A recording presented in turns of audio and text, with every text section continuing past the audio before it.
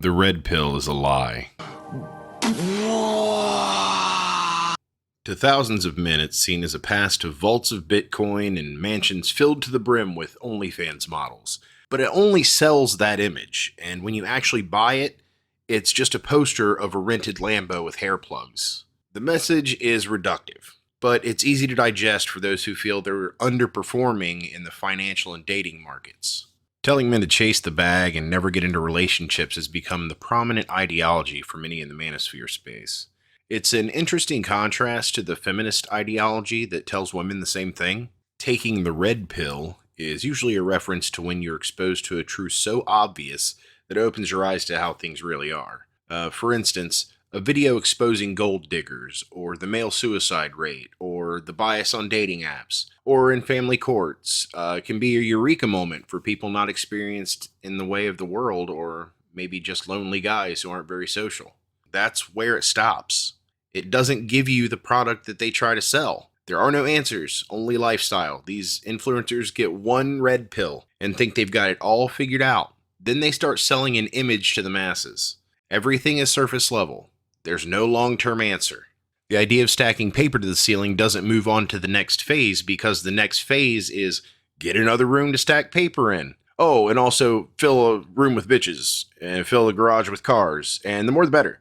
And the more happy you'll be. Success is only measured by the price of your watch and how many women you can get. There are no final stages and no long-term goals. It boils down to a very thin broth that tastes only like 2016 flex culture.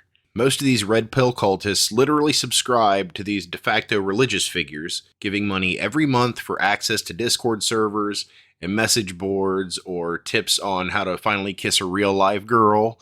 And definitely no new information. There's no secrets to getting rich or getting into shape, attracting women, gaining confidence, or the upper hand in society. They don't help you set goals, and they don't help you achieve any type of lasting change in yourself.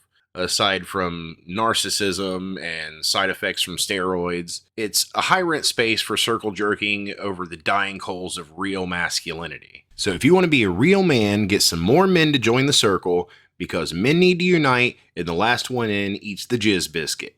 The recent media tours by some prominent red pill jackoffs have only reinforced my view on the movement. Debates over the manosphere space have been a train wreck, and it usually ends up in the same talking points. It's a lot of circular logic around money and women being the only things that can make a man happy. Everybody wants money and women. Why wouldn't the journey be the goal then? Well, because the end game is always just an advertisement of image and lifestyle, and pay me some money to get into Discord with the other guys who are also paying up. If paying one of these influencers in either watch time or dollar bills actually unlock the ability to get rich or have some sway over the opposite sex, this truly would change the paradigm and probably be groundbreaking psychological / sexual revolution type shit. But that's just it. There's no tools here. No actual teaching of lifestyle change, no confidence building exercises, no class on saving or investing money. The only thing there is buy crypto, hit the gym, and don't commit to anyone that isn't yourself. The red pill space is a one-size-fits-all glove for guys that think they can't get women just because they don't have 10 girls sitting on their leather semicircle couch and maybe a few extra at, the side table just off screen because, we can't have the fives on screen the whole time, am I right? Now, having said all that, there could be a true red pill movement. I would call this current iteration like the middle school version of what a man is supposed to be. Taking one red pill isn't the answer. There's a whole prescription left after the first one. If you want to grow up to be a man, you need to think bigger than the thumb-sized punchline in your pants.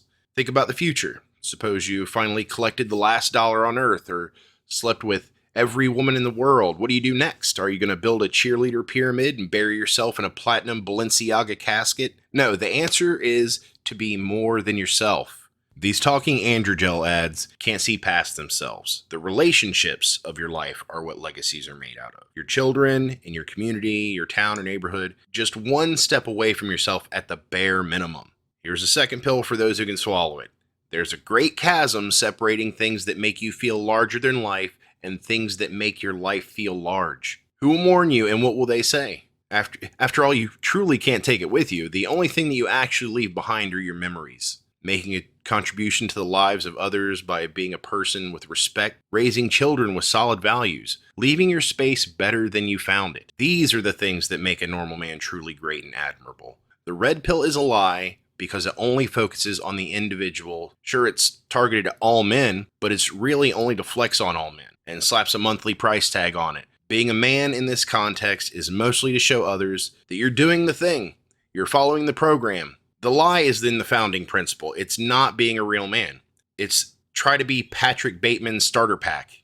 This kind of happiness is fleeting, and it can lead to a cascade of personality flaws. Stop buying in. These people are not trying to help you and do not care if you succeed.